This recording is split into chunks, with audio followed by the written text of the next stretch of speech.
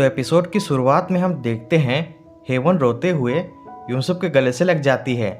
इसके बाद यूसुफ उसका हाथ पकड़कर वहाँ से ले जाता है। फिर वो दोनों चाय पीते हैं। चाय पीने के बाद हेवन उसे कहती है, तुम इतने आसानी से पहाड़ पर कैसे चले जाते हो?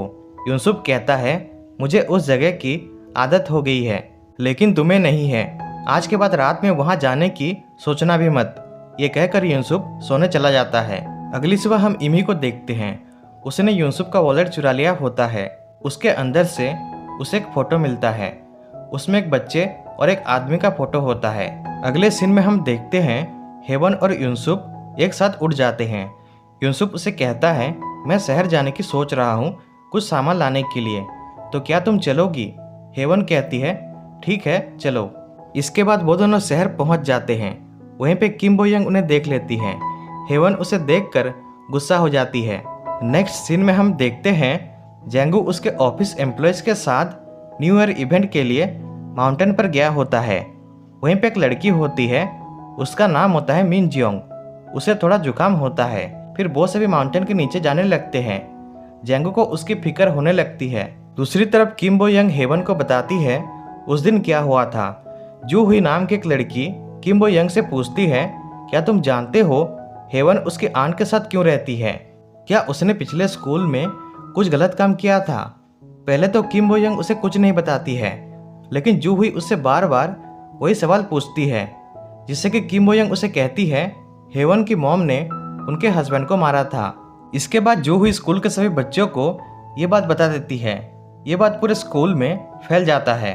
अब सीन प्रेजेंट टाइम में आता है। किम बो यंग हेवन से कहती है, मैंने सिर्फ जू हुई को ये बात बताया था और उसने मुझसे प्रॉमिस किया था कि वो ये बात किसी को नहीं बताएगी।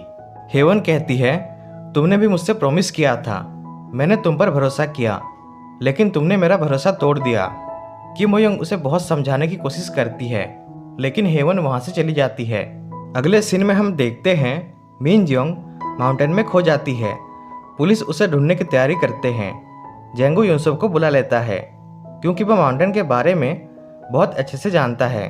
उसे ढूंढते हुए रात हो जाती है, लेकिन उसका कोई पता नहीं चल रहा होता है। वहीं पे हेवन अपने आंट के साथ पहुंच जाती है। दूसरी तरफ यूसुफ उसे ढूंढने के लिए चला जाता है, क्योंकि उसे माउंटेन का रास्ता बहुत अच्छे से पता होता है।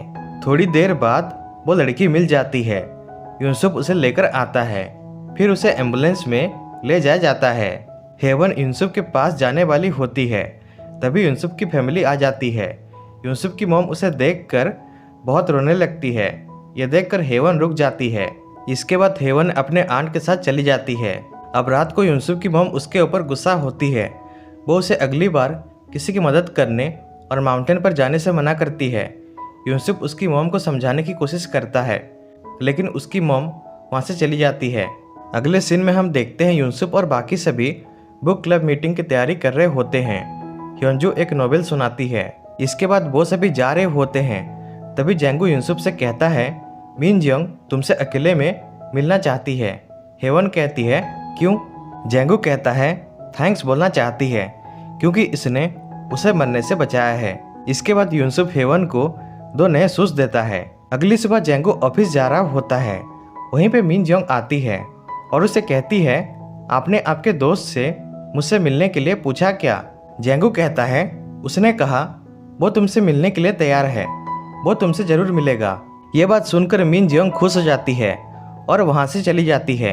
अगले सीन में हम देखते हैं हेवन मार्केट चली जाती है कुछ सामान लाने के लिए। दूसरी तरफ हम हेवन की मॉम को देखते हैं। हेवन मार्केट से आती है और उसकी मॉम को देखती है और इस तरह से ये एपिसोड एंड हो जाता है।